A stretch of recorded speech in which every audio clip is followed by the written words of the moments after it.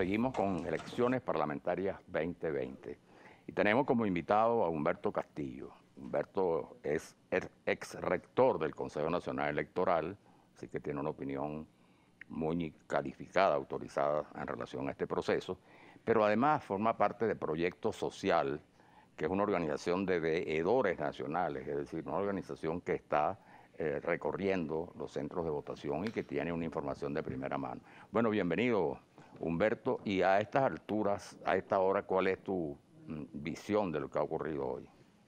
Bueno, muchas gracias por la invitación. Yo he oído con mucha atención las entrevistas que has realizado con distintos actores políticos y se obvia un hecho muy importante, que es que estas elecciones, que yo llamo más que jornada electoral, yo llamo proeza electoral, porque estas elecciones se desarrollaron a través de un nuevo equipo de dirección del CNE que viene de una devastación de lo que fue la plataforma automatizada a través de la quema del galpón de Mariche, que era donde estaban depositadas las máquinas de votación. Logró montar una plataforma nueva de última generación donde el ejercicio del voto se hace de una manera muy rápida, efectiva y precisa, sin mayor confusión, muy amigable, lo que ha facilitado que muchos ciudadanos ejerzan su derecho muy rápidamente. Entonces, ese hecho hay que tomarlo en cuenta para efectos de porque incluso existían dudas en relación a que se pudiera celebrar un evento medianamente transparente, porque existían estos problemas y además estaba de por medio el tema de la pandemia, ¿no? El coronavirus. Además, ese factor de la pandemia, las condiciones políticas difíciles. Incluso el tema de la gasolina, para añadirle otro elemento. El tema de salud, mucha gente no quiso salir a votar por temor, pues a las aglomeraciones, las condiciones de salud. Y todas las condiciones de bioseguridad que tomó el CNE fueron impecables, ¿no? Pero fíjate, hay otros hechos que se han dejado a un lado. Esos que señalaban la normativa electoral que en tan poco tiempo instrumentó el CNE para regular de una manera, de acuerdo a los usos y costumbres de los grupos indígenas, lo que era el ejercicio del voto desde la perspectiva de ellas. Pero además, otra cosa importantísima, que es que logró reequilibrar la relación entre el voto nominal y el voto lista para lograr una participación más plural dentro de la nueva Asamblea Nacional. ¿Qué es lo que va a ocurrir? Yo creo que va a haber una nueva Asamblea Nacional plural y en consecuencia integrada por factores que optaron por la vía institucional para reestructurar ese organismo y entablar una forma de diálogo diferente entre ellos y con el gobierno para facilitar la gobernabilidad y la salud de los venezolanos, la salud física, la salud económica, la salud social, porque Venezuela se resquebrajó a todos esos niveles. Y ahora esta Asamblea Nacional que va a ser electa hoy va a permitir una recomposición del cuadro político y al mismo tiempo la relación con el gobierno. A esos efectos. ¿Sabe que en eso de la composición se insiste mucho en que habrá una presencia importante de jóvenes, ¿no? Y jóvenes, muchos de la provincia, del interior, que no tienen, digamos, una trayectoria política conocida, pero que vienen de movimientos sociales, y así como también el sexo femenino, que ahora tendrá la mitad de los componentes del Parlamento, ¿no? Todo eso es un factor nuevo que reconfigura, más allá de los políticos, pues, digamos, profesionales, de los parlamentarios con experiencia, que también son necesarios en esto, ¿no? Ahora, hay un tema que es fundamental, es el tema de las condiciones. Hemos oído comentarios y recientemente declaraciones incluso de algunos gobiernos que dicen que no reconocerán los resultados porque no existieron condiciones, es decir, ¿Cuáles serían esas condiciones que no se consideraron? Bueno, mira, esas son expresiones que no se corresponden con la realidad, porque si un Consejo Nacional Electoral ha dado condiciones para que esta elección sea de la forma más transparente, pulcra, segura, confiable, ha sido este. Todas las auditorías que se han realizado, son 16 en total, hasta ahora se han realizado 12, todas las garantías, cada vez algunas garantías adicionales para lograr la mayor participación y la pluralidad en la composición de la Asamblea Nacional. Entonces, eso de que no hay condiciones es un hecho que no hay manera de registrarlo efectivamente, porque las condiciones están allí. Mira, una plataforma automatizada, precisa, segura, eficiente, confiable, que garantiza un elector un voto. Después, con la participación de todos los actores políticos, en calidad de testigos, en calidad de auditores registrados a través de actas, con los partidos políticos que quisieron concurrir a este proceso, sin que haya ninguno que haya señalado que no se les permitió ejercer su derecho a sus militantes de una manera activa, efectiva y eficiente. Yo creo que la crítica se refiere no solo, digamos, a las condiciones del acto electoral en sí, sino al cuadro del país donde existe sin duda alguna pues lo que se llama un ventajismo social, es decir, que opera sin duda alguna pues y que tiene incidencia a la hora del voto, ¿no? Y que sin duda alguna no existe, digamos, en otros países, que esas condiciones políticas, sociales, son más, se refieren a eso más que las condiciones puramente técnicas del acto electoral. Bueno, fíjate, con respecto a eso, fíjate que una de las condiciones que planteó los sectores de oposición era la presencia de los puntos rojos, ¿no? Y eso, por decisión del Partido Socialista Único de Venezuela, se eliminaron, no estuvieron presentes en los centros de votación, de forma que son parte de las garantías, pero al mismo tiempo son parte de las condiciones que permitieron y facilitaron la participación de estos otros factores. Las referencias amplias a la composición del CNE, tal cual como está ahorita, es una evidencia de eso.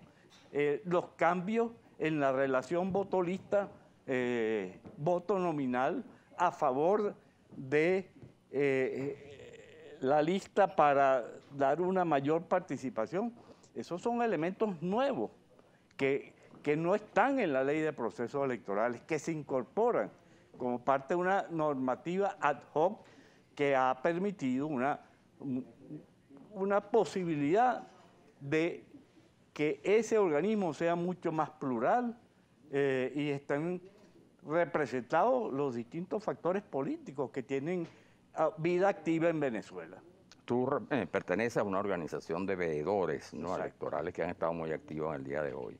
Una de las críticas que se hacen, sobre todo en el plano internacional, por eso se negaron o rechazaron la invitación que se le hicieron a instancias internacionales importantes como la Unión Europea, incluso las Naciones Unidas. El caso de la OEA es distinto, sabemos que tiene una actitud más política que técnica, pero ¿cómo se explica que no vengan y puedan aducir que no hay o que hubo problemas si no estuvieron presentes como veedores en el acto electoral? Sí, fíjate, esa es una de las incongruencias que observamos de parte de algunos sectores, sobre todo que no hacen vida política en el país, que cuestionan, señalan cosas sin tener todos los elementos como para demostrar que eso efectivamente es así. Porque todos estos elementos, todos estos factores que se han señalado, que se han indicado, que han sido como consecuencia de las peticiones de factores diversos, han hecho esta posibilidad de una elección con estas características. De forma que yo estoy convencido como, ya no como miembro del proyecto social, sino como ciudadano venezolano, que esos factores como la Unión Europea y algunos otros que en este momento ven con cierto recelo esta elección, van a verse obligados a cambiar su posición y claro, eso va a depender mucho de cómo esa composición nueva de la Asamblea Nacional opere en esa dirección, ¿no? De manera que se conformen comisiones mixtas, plurales, democráticas, amplias, para hacer distintas peticiones y distintas solicitudes a estos organismos para que cambien su perspectiva y su percepción de Venezuela, porque qué más democrático lo que hemos visto en cuanto a la participación, en cuanto a la composición, en cuanto a la organización de este proceso electoral, que en estas condiciones que hemos tenido, bueno, ha dado todas las garantías, todos los factores necesarios para que esa participación se haga efectiva, sea real, porque fíjate, si no hubiera un sistema automatizado como el que tenemos, fácil, confiable, seguro, que garantice eso de un elector, un voto, si no estuviera las medidas de bioseguridad tal como se han producido, de una impecabilidad increíble. Nosotros, entre los 1000 veedores que tenemos en todo el país, las incidencias que se han señalado son mínimas. Nosotros tenemos que cada veedor llenar un cuestionario de alrededor de 20 preguntas sobre cada uno de los elementos del proceso electoral, desde las medidas de bioseguridad, la composición de las mesas, los representantes de los partidos, todos los componentes que se requieren para que una elección sea efectiva, eficiente y exitosa. Ustedes estuvieron presentes en todos los centros, o en la mayoría de los centros de votación hoy. Sí, en la mayoría de los centros de votación. Yo particularmente estuve en el Fermín Toro, en el Andrés Bello, en el Instituto La Florida, y además recorrí algunos otros sin ingresar al centro, algunos otros centros de votación, y vi todo el despliegue y toda la participación de la gente. ¿Qué nos puedes decir de eso, de la concurrencia? Incluso Mira, estableciendo comparaciones con eventos anteriores de esta misma naturaleza, porque la gente habla de la abstención de manera abstracta, pero no, un evento presidencial, por ejemplo, convoca mayor participación, los eventos parlamentarios menor participación, los eventos locales de gobernadores en las regiones se constituyen en el tema fundamental de participación. Entonces la participación y la abstención no pueden manejarse universalmente, sino que hay que considerar cada escenario. En este caso, ¿cuál fue tu percepción hoy de lo que pudiste observar en los centros electorales? Hubo un enorme contraste en la participación, porque yo visité centros de votación en zonas clase media alta. Allí es escasa participación, pero a mí me sorprendió porque eran centros de votación de gran concurrencia en los últimos procesos electorales. Después fui a otros como el Liceo Andrés Bello, el Fermín Toro. Ya en el centro de la ciudad. Que está en el centro de la ciudad. Hubo una buena participación, por supuesto que nunca como en elecciones anteriores, pero había entusiasmo, había un cierto número de ciudadanos ejerciendo sus derechos, pero las colas eran mínimas. Pero yo tomé, por ejemplo, me tomé el tiempo de ver cuánto demoraba el ejercicio del voto. Y 10 segundos. Un minuto decían, ¿no? ¿Ah?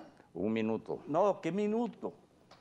10 segundos, en 10 segundos se podía votar efectivamente. Claro, quien tuviera claro por quién iba a ejercer su derecho. Claro. Quien tuviera claro eso, si no tenía eso preciso, bueno, podía generar alguna confusión, pero eso duraba 10 segundos aproximadamente.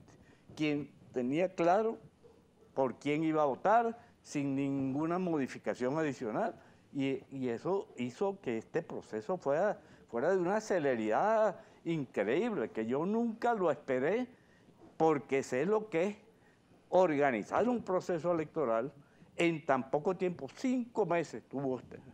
Tiene esta directiva al frente Y de en este organismo. cuarentena, en cuarentena. En cuarentena, en condiciones muy complicadas, con equipos que desmembrados por distintas condiciones del organismo electoral. Claro, siempre hay personal muy calificado que se mantuvo y tenemos rectores igualmente que permanecieron y son muy calificados. Ahora, Humberto, por tu experiencia como veedor, tantos años de experiencia, y lo que viste hoy, y por supuesto, esto no significa, digamos, un dato certero, pero ¿dónde calcularías que el promedio de participación hoy?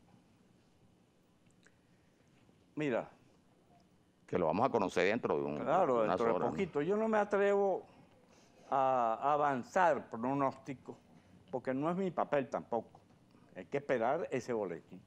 Pero yo estoy convencido que va a haber la participación suficiente en términos de cantidad de votos para que esta elección considerarla no solamente válida, ¿no?, sino legítima. Ahí va a haber un número suficiente de venezolanos que ejercieron su derecho, que van a hacer legítima esta elección. Más allá de la legalidad que ya de por sí la tiene, porque nuestro sistema electoral no establece restricciones respecto a cuál debe ser el índice de participación. Bueno, tú sabes que siempre vale la pena refrescar, ¿no?, los datos, las estadísticas. Se han celebrado 5 elecciones parlamentarias, ¿no? La primera fue el año 2000. Allí la participación fue del 56,5%. Claro, era la época del chavismo, del gran furor, y allí participó todos los partidos, todas las organizaciones sociales. Después del 2005, la participación fue del 23,26%, porque allí se declaró también un llamado a no votar, una abstención. Luego, el 2010, 5 años después, la participación, todos llamaron a votar y todos los partidos participaron, fue de 66,45% la concurrencia. Y ya hace 5 años, el 2015, fue de 74,17%, y esa fue pues una jornada donde participaron todos los partidos, incluso con una característica muy importante, que la Mesa de la Unidad Democrática diseñó y aplicó un mecanismo unitario, ¿no?, que facilitó pues el voto.